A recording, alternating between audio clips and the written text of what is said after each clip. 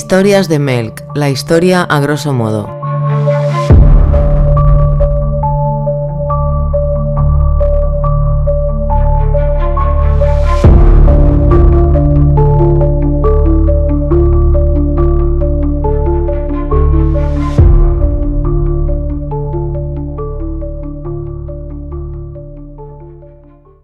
Saludos amigos, sed bienvenidos al segundo episodio de la serie Cuando el hombre es la presa.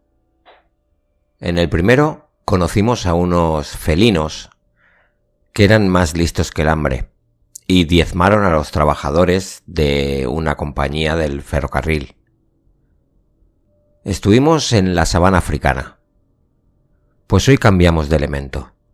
Nos vamos al océano Pacífico. Vamos a intentar sobrevivir a los ataques de unos escualos durante el final de la Segunda Guerra Mundial. Preparaos que hoy subiremos al USS Indianapolis, uno de los barcos más míticos de la Armada de los Estados Unidos. Soy Tony de Melk y hoy nos adentraremos en unas aguas cálidas pero terroríficas. ¿Estáis preparados? Pues zarpamos. Nos vamos al mar. El primer protagonista de hoy no es una persona. Hoy el protagonista, el primero, es un barco. Un crucero pesado de la clase Portland. Un bicharraco de 180 metros de largo por 20 de ancho. Votado en 1931 por el presidente Franklin Delano Roosevelt. Este barco es la joya de la corona. Es lo que se conoce como un buque insignia. Cuando se hacen maniobras o cosas por el estilo, donde estaban los mandos, los contraalmirantes, los jefazos y ver cómo funcionaba todo, siempre era en este barco. Incluso Roosevelt, en 1934, hizo una gira por Sudamérica, llegó hasta Argentina, y en el barco en el que viajaba era el USS Indianapolis. Cuando la cosa se fue complicando en el Pacífico, a partir del año 37-38, y se veía que Japón tenía una actitud muy beligerante, Estados Unidos empezó a ampliar la flota del Pacífico. Pues el Indianapolis es destinado en esta flota. Y a principios de diciembre de 1941 tuvo lugar el famoso ataque de Pearl Harbor. Por suerte, el Indianapolis no se encontraba allí. Se encontraba de maniobras en unas islas. Y sobre esto hay un poco de polémica, porque dan a entender... Hay teorías que dan a entender que los Estados Unidos sabían que iba a ocurrir el ataque y como que lo permitieron y así tendrían el pretexto para entrar en la guerra. Y los mejores barcos, los barcos más importantes, los sacaron del puerto. Entre ellos los portaaviones o el Indianapolis mismo. Pero bueno, no vamos a entrar en eso porque son teorías. Durante toda la guerra en el Pacífico, el USS Indianapolis estuvo muy activo. Era un barco que se utilizaba cuando se atacaba una isla para hacer bombardeos desde el mar. Se acercaba a la costa y bombardeaba. Estuvo en muchísimas batallas. Estuvo en Iwo Jima y en Okinawa. Y es en Okinawa, es en esta batalla, que un avión kamikaze logró impactar contra el Indianapolis, causándole graves daños. Esto pasó en marzo de 1945. Pues al barco lo mandaron de vuelta a Estados Unidos, a la costa del Pacífico, para que lo repararan. Y una vez reparado, en un tiempo récord, le dan una orden. Tiene que ir a San Francisco, porque allí tiene una misión secreta. tiene que recoger una carga muy especial y llevarla a Tinian, en medio del Pacífico. Ni siquiera el capitán del barco, McVeigh, conoce la carga. Nadie de la tripulación la conoce, pero las órdenes son muy claras. Esta carga es lo más importante que lleva el barco, incluso más que los hombres. En caso de ser atacados, tienen que lanzar la carga por la borda para impedir que caiga en manos enemigas y que nadie se acerque a ella. Las cajas las han trasladado a San Francisco desde Los Álamos. Esta carga es muy importante. Aquí van muchos de los componentes de la bomba de Hiroshima, de Little Boy, que las llevan desmontadas para, una vez en Tinian, montar la bomba. Y la orden es muy clara. Tienen que ir a Tinian a toda velocidad, a lo que dé el barco. No van a parar en ningún sitio, salvo en Hawái para repostar. Un repostaje que hicieron en 6 horas, a toda velocidad. Pues desde la salida de San Francisco hasta Tinian tardan 10 días. El viaje ha sido un récord. Para un barco tan grande, hacer esta distancia en 10 días. Una vez han llegado a Tinian, han descargado esas cajas tan secretas, se han bajado del barco esos personajes tan extraños que las cuidaban y que no dejaban que nadie se acercara a ellas, y los envían a la isla de Guam para recibir nuevas instrucciones. En Guam les cambian a gran parte de la tripulación. Los tripulantes del Indianapolis ya llevan mucho tiempo en el barco y necesitan un descanso. Y aquí se suben muchísimos marineros más novatos, chicos más jóvenes. Estamos cerca del final de la guerra. Y hay que preparar el asalto final a Japón, pues los envían a Leyte, en las Filipinas, donde allí se está reuniendo la gran mayoría de barcos para preparar este asalto. McVeigh dice que de acuerdo, pero que al menos le pongan 2 barcos de escoltas, porque el Indianapolis, desde el ataque kamikaze, no tiene sonar para detectar los submarinos. En el barco van un total de 1.196 personas, pues los altos mandos de la Navy en la isla de Guam le deniegan la petición. Dicen que no hace falta, que esta zona ya está libre de submarinos. McVeigh coge un cabreo monumental, pero bueno, no le queda otra que aceptar la decisión. Los barcos, en una de las órdenes que tienen, es que no pueden viajar en línea recta y tienen que ir zigzagueando para que los submarinos les sea muy difícil acertar a la hora de dispararles. Pero estas son unas reglas que no siempre son así, porque por ejemplo cuando no hay visibilidad se les permite ir en línea recta. Pues McVeigh, la noche del 30 de julio, no está zigzagueando, por varias razones. La primera es porque esta zona está libre de submarinos. La segunda porque es noche cerrada, apenas se ve nada. Y para ahorrar combustible e ir mucho más rápido, pues decide ir en línea recta. Es una noche muy calurosa. Como estamos en una zona tranquila, muchos marineros tienen permiso para dormir en cubierta, porque el calor que hacen los camarotes es insoportable. Pero es que no están solos. Los servicios de la inteligencia de la Armada están muy equivocados. Sí que hay submarinos. Concretamente uno, el I-58, del comandante Mochitsura Hashimoto. Este I-58 es un submarino de última generación japonés. Hashimoto está muy frustrado porque no ha conseguido hundir ni un solo barco desde que empezó la guerra. Y ahora ha visto a la Indianápolis. Tiene una oportunidad de oro y no la piensa desaprovechar. Piensa en lanzar kaitens. Los kaitens son como los kamikazes, pero en versión torpedo. Son torpedos que se pueden conducir.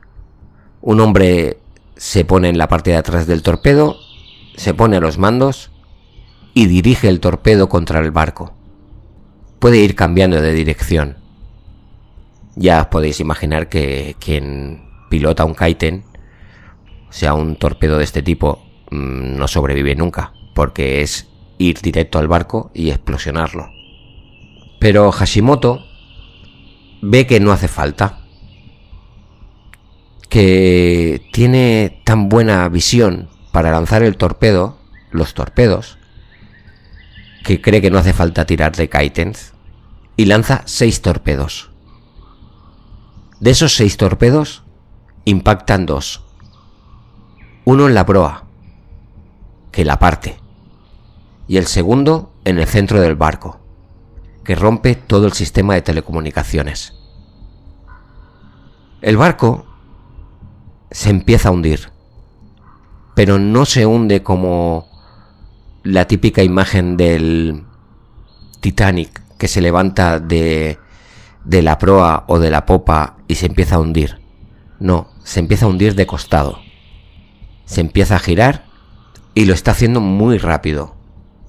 El capitán ordena el abandono del barco, todo por voz. Se gritan unos a otros porque como no funcionan las comunicaciones, no puede hacerlo por línea interna. Los muchachos se tiran al agua, un agua que está llena de aceite y petróleo. Los que estaban abajo, los que no estaban en cubierta, pocos sobrevivieron. Unos cuantos los que pudieron salir. La gran mayoría salta al agua, el que puede coge chalecos salvavidas. Algunos botes o balsas se pueden tirar al agua, pero hay muchísimas que no, porque están en el lado contrario del lado que se está hundiendo. Entonces solo pueden aprovechar las balsas que están en este costado. El barco se hunde en 12 minutos. Lo normal es que un barco se tarde más de media hora en hundirse, y en este apenas hubo tiempo. De los casi 1200 tripulantes, 900 se pueden tirar al agua. Los otros 300 se hundieron con el barco. Como os comentaba, es noche cerrada y no se ve nada. Están en el agua, pero por suerte el agua es cálida, pero llena de petróleo y de aceite, que se les pega a los ojos, se les engancha en las heridas, porque muchísimos de los que saltan están heridos debido a las explosiones. Los oficiales que están en el agua se empiezan a hacer cargo de la situación y comienzan a agrupar a los hombres, que se cojan unos a otros, que el que no tiene chaleco salvavidas se agarre a alguno que sí que tenga. Hay que aguantar, sobrevivir y esperar a la ayuda. No han podido avisar por la radio porque en el impacto la ha destrozado, y debido a las prisas, a que todo se estaba hundiendo muy deprisa, se han tenido que lanzar al agua sin buscar las provisiones, sin preparar las balsas. Entonces no tienen ni agua ni comida. En esta primera noche, en el agua, ya va muriendo gente. Simplemente desaparecen. Poneos que en un grupo hay unos 20 hombres, 30, y cuando empieza a amanecer, se dan cuenta de que a lo mejor faltan 5, faltan 10, y no se sabe qué ha pasado con ellos. La noche ha dado mucho miedo. El ataque fue a las 12:05, 12:10. Han pasado toda la noche en el agua. Pero ahora que ya sale el sol, con el calor es peor. El sol es inclemente. Se empiezan a deshidratar. No tienen agua, pues algunos comienzan a beber agua del mar. y el agua del mar es veneno. Y aparte de deshidratarte más rápido, hace que tengas alucinaciones. Durante este primer día empiezan a llegar los tiburones. Al principio no son muchos, y hay de dos tipos: tiburones de puntas blancas y los tiburones tigre. Informándome un poco sobre las características de estos tiburones, me han recordado un poco a los leones y las hienas. Mientras el tiburón de puntas blancas es más pequeño, mide entre 2 y 3 metros, el tiburón tigre ya es un señor tiburón. Puede estar cerca de los 4 metros. El tiburón de puntas blancas se mueve más en comunidad y el tigre es más solitario. El de puntas blancas es más carroñero y el tigre tiene menos miedo de atacar. Al principio los tiburones atacan a los cadáveres, pero como os decía, entre los marineros hay algunos que tienen alucinaciones y ven cosas donde no las hay. Ven islas, se sueltan del grupo y se van nadando hacia ellas. Un superviviente explicó en un documental que podéis encontrar en YouTube que ya el primer día un compañero suyo que estaba en su grupo se soltó, se dirigió hacia esa isla imaginaria, le dijo al superviviente que lo acompañara. Él no veía nada. Pues apenas a 25 o 30 metros de ellos lo atacó un tiburón y lo partió por la mitad. Los grupos se dan cuenta que si se mantienen unidos y hacen ruido, los tiburones no les atacan, o por lo menos no siempre les atacan. A veces se acerca uno, pero entonces comienzan a gritar y el tiburón a chapotear, y el tiburón se da media vuelta y se va. Explicaban que notaban cómo les pasaban por debajo, por los pies. Pero es que estos grupos no siempre se pueden mantener unidos. A veces hay olas y estas olas los separan. O separan a 2 o 3 y estos 2 o 3 se convierten en presas. Porque los tiburones, como hemos dicho, a los grupos no los atacan, pero a los que están solos sí. No se sabe muy bien por qué no los atacan cuando están en grupo. Si se piensan que es un animal demasiado grande o que se pueden defender. Exactamente no se sabe muy bien. Pero lo mejor es que no te separes, porque entonces sí que te atacarán. Hay partes de cuerpos de marineros que ya han sido devorados por los tiburones, que están flotando. Un brazo, una pierna. Este primer día por la tarde tienen un momento de tregua, porque de golpe aparece una nube negra y se acerca y, como suele pasar en los trópicos, descarga y se vuelve a ir. Este fue un momento que les tranquilizó un poco, porque pudieron beber abriendo la boca, tragando todo el agua que podían. Pero esto fue solamente el primer día. Ya no volvió a llover más.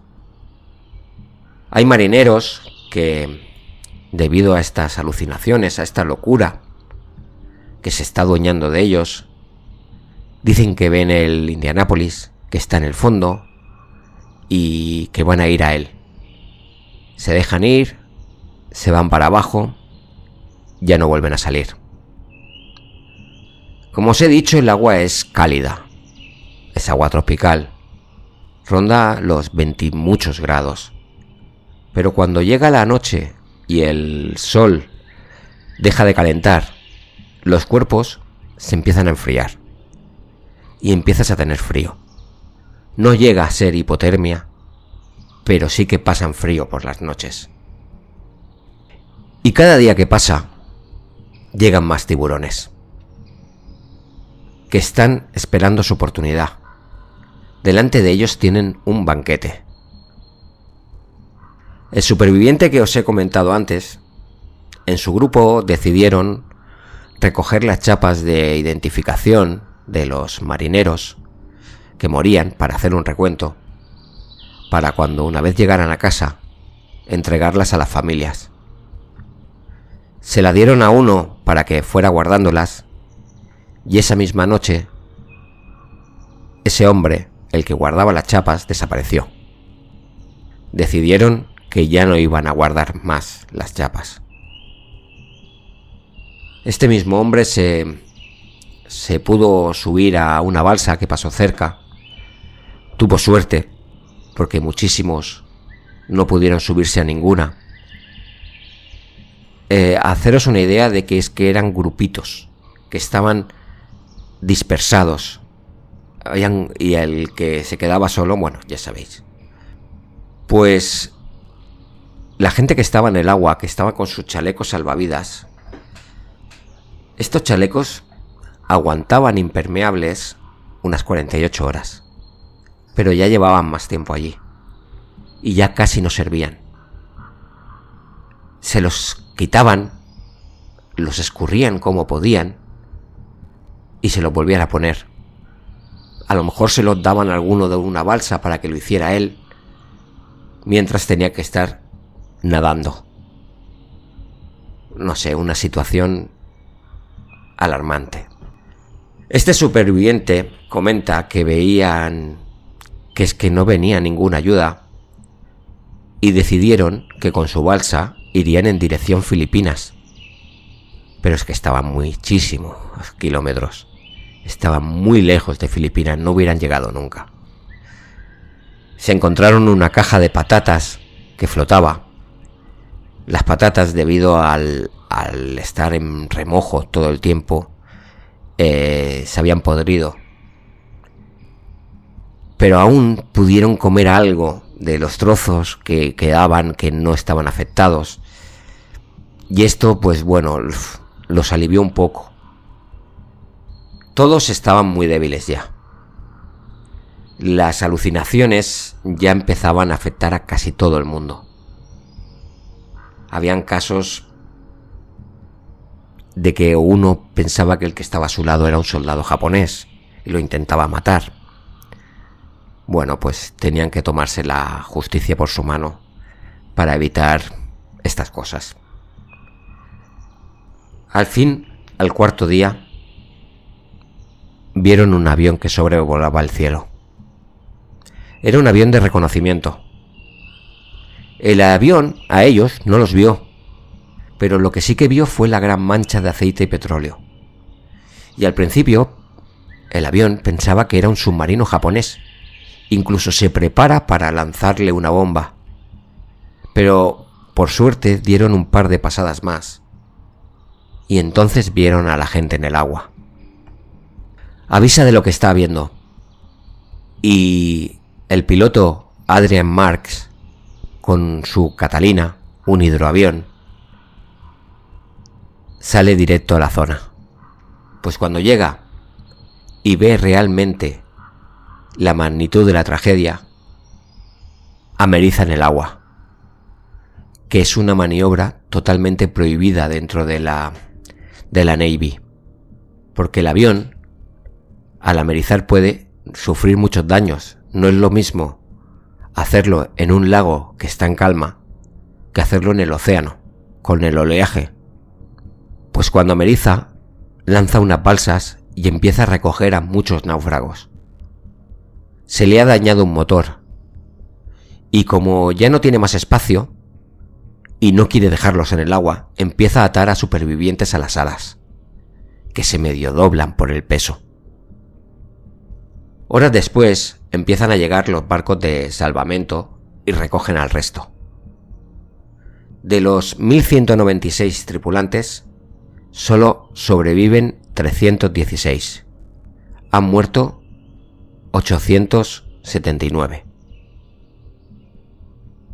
De otra manera, de los 900 que habían saltado al agua, solo sobrevivieron 316. Lo fuerte es que este rescate fue por pura casualidad. El avión que los encontró no los estaba buscando. Es más, no los buscaba nadie. Era un vuelo de reconocimiento, sin más. Hasta 3 personas en Leyte se dieron cuenta de que el Indianápolis no llegaba. Pero no le dieron mayor importancia y nadie dio la voz de alarma. El Indianápolis fue el último barco hundido por los japoneses en la guerra.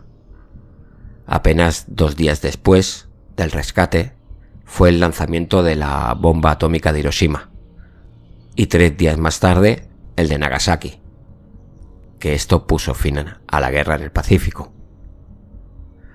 Pues en febrero de 1946, McVeigh, que había sobrevivido, se le hizo un consejo de guerra por no haber zigzagueado y por las decisiones que tomó en la evacuación del barco.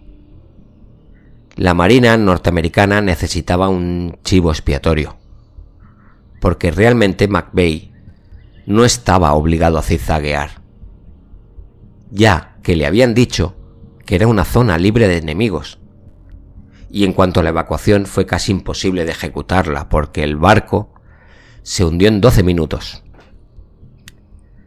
Este consejo de guerra llamó a Hashimoto para que declarara. Y Hashimoto dijo que hubiera dado lo mismo que el barco hubiera hecho zigzag, porque él tenía una visión muy clara para lanzar los torpedos. Os he comentado antes que era una noche cerrada. Según vi en un documental, decían que en ese momento, en el momento en que el I-58 observó el Indianápolis, se había abierto un claro entre las nubes y desde el periscopio tenían la visión muy clara del barco. Hashimoto también dijo que no entendía cómo es que este barco no llevaba escolta.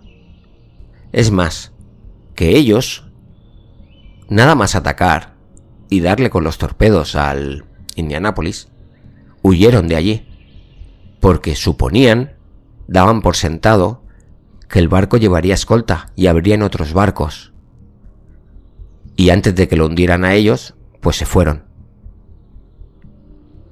Lo que parece bastante obvio es que gran parte de la culpa de lo que ocurrió era de la propia Armada, porque era ilógico que un barco que no llevaba las herramientas adecuadas para detectar submarinos lo dejaran solo a su suerte, que todos los protocolos habían fallado. Nadie había reportado su ausencia y necesitaban una cabeza de turco de cara a la opinión pública. Se le declaró culpable y lo mantuvieron con un perfil bajo. Para la opinión pública fue el claro culpable, porque los familiares de los fallecidos querían a alguien a quien acusar y la administración americana se puso de lado y se los dio. Les entregaron la cabeza del capitán McVeigh. McVeigh fue el único capitán de la Marina juzgado por incompetencia en la Segunda Guerra Mundial. En el año 2000 se le rehabilitó por la presión de los propios supervivientes. Pero ya fue tarde, porque el capitán McVeigh se había suicidado en 1968 de un tiro en la cabeza. El comandante Hashimoto se hizo monje, creo que budista, y envió una carta al gobierno de Estados Unidos. Quizás es hora de que los de su pueblo se disculpen con el capitán McVeigh por la humillación de su condena injusta. He oído que en su legislatura se están considerando las resoluciones para que se borre el nombre del difunto Charles Bartlett McVeigh III, el capitán del USS Indianapolis, que fue hundido el 30 de julio de 1945 por torpedos disparados desde el submarino que estaba bajo mi mando. Yo no entiendo por qué el capitán McVeigh fue a un consejo de guerra. Yo no entiendo por qué fue declarado culpable por el cargo de arriesgar su barco al no haber navegado en zigzag, porque yo habría sido capaz de lanzar un ataque de torpedos con éxito contra el barco, navegase zigzagueante o no. He conocido a la mayoría de los valientes hombres que sobrevivieron al hundimiento del Indianápolis. Me gustaría unirme a ellos para instar a que sus legisladores nacionales limpien el nombre de su capitán. Nuestros pueblos ya se han perdonado unos a otros por esa terrible guerra y sus consecuencias. Quizás es hora de que su propio pueblo perdone al capitán McVeigh por la humillación de su condena injusta. Mochitsura Hashimoto. En Twitter, @melcaniano, con K. Y hasta aquí la historia del USS Indianapolis, en que está reconocido como el mayor ataque de tiburones en la historia a seres humanos. Realmente no se sabe cuántos murieron por los ataques de tiburones, porque la gran mayoría se alimentaba de cadáveres, pero los aislados sí que se los atacaban. Solo pensar en estos 4 días de sufrimiento de estos chavales, viendo los trozos de sus compañeros, viendo cómo alguno se separaba y lo atacaba un tiburón, y a lo mejor es que no se separaba porque quisiera, sino porque se lo había llevado la ola. Pues madre mía, el ver cada mañana, cada vez que sale el sol, ver que falta gente, en fin, yo creo que esto te tiene que afectar de por vida. Creo que tu mente no puede salir indemne de todo esto. Y en fin, esta ha sido su historia. Bueno, quisiera darle las gracias a Agus, que siempre me hace las voces, que es el mejor actor del mundo, y lo siento, pero si alguien lo quiere, tiene que pagar la cláusula de rescisión, y no es barata. Muchas gracias a Agus por hacerme de Mochitsura Hashimoto. Y como os he comentado en YouTube, podéis encontrar una entrevista a uno de los supervivientes. Dura más de media hora y está muy bien. El hombre explica todo lo que vivió, con mucha sangre fría. Está en inglés. Pero bueno, tiene el método de subtitularlo automáticamente, que bueno, ya sabéis, es de aquella manera, pero vale la pena escuchar esta entrevista. De pelis he encontrado una de Nicolas Cage del 2016, dirigida por Mario Van Peebles, que en España se llamó Hombres de Valor, y en inglés se llama USS Indianapolis, Men of Courage. La ponen a parir, no la he visto. Dicen que lleva muy mal la historia, que está muy sobreactuada. No puedo opinar. En 2017, Paul Allen, el cofundador de Microsoft con Bill Gates, patrocinó una búsqueda del barco y lo lograron encontrar. El Indianapolis está en el fondo del océano a unos 5.500 metros de profundidad y por lo visto se conserva bastante bien. Luego, aparte de las pelis, tenemos en la película Tiburón de Steven Spielberg del año 75, hay una charla en la que hablan de este caso. Y bueno, pues eso, hasta aquí la historia de hoy. Hoy os voy a recomendar un podcast, que es un podcast muy especial. Es probable que lo conozcáis, pero bueno, si no es así, pues echadle un oído, porque es un podcast que sinceramente es pura poesía. Tienen unos guiones espectaculares. Este podcast se llama La Casa del Acantilado. Vale, ¿y de qué va? Pues es complicado explicarlo, porque te tocan temas históricos como igual te pueden hablar de cementerios. Y desde lo hacen, son unos cuantos que tienen cada uno su sección, que bueno, uno lo toca desde la historia, otro lo toca desde el cine. No sé, echarle un oído porque vale mucho la pena. y está muy chulo.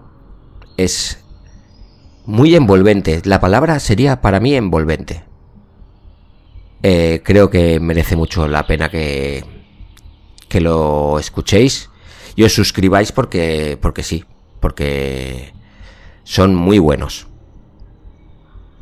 Bueno, ¿qué más? Las redes. Ya sabéis, las redes están en la caja de descripción. Twitter @melcaniano, el grupo de Telegram, donde muchas veces, no siempre, avanzo el tema del que vamos a hablar y luego pongo fotos.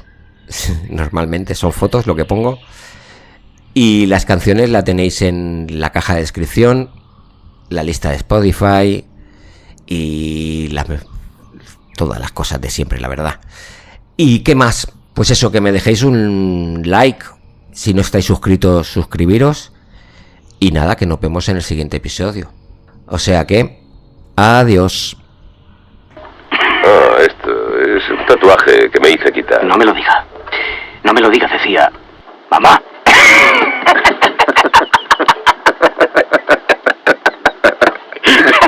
¿No es eso? No. Era el nombre del buque de la Armada Indianapolis. ¿Qué? ¿Estuvo en el Indianapolis? ¿Qué ocurrió? Un submarino japonés le disparó 2 torpedos al costado del barco. Yo había vuelto de la isla de Tinian de Leyte, donde habíamos entregado la bomba, la que había de ser para Hiroshima. 1100 hombres fueron a parar al agua. El barco se hundió en 12 minutos. No vi el primer tiburón hasta media hora después. Un tigre de 4 metros. Usted sabe cómo se calcula esto estando en el agua. Usted dirá que mirando desde la dorsal hasta la cola. Nosotros no sabíamos nada. Nuestra misión de la bomba se hizo tan en secreto que ni siquiera se radió una señal de naufragio.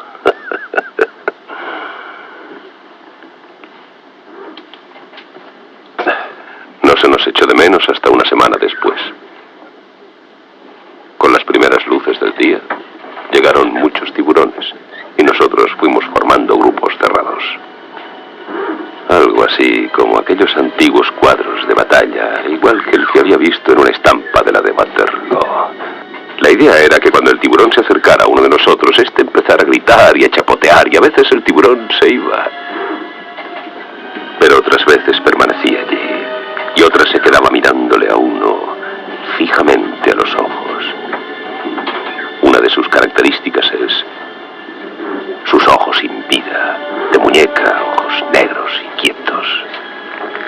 Cuando se acerca a uno se diría que no tiene vida, hasta que le muerde.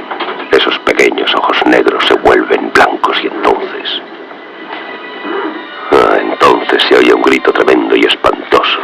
El agua se vuelve de color rojo y a pesar del chapoteo y del griterío ves como esas fieras se acercan y te van despedazando.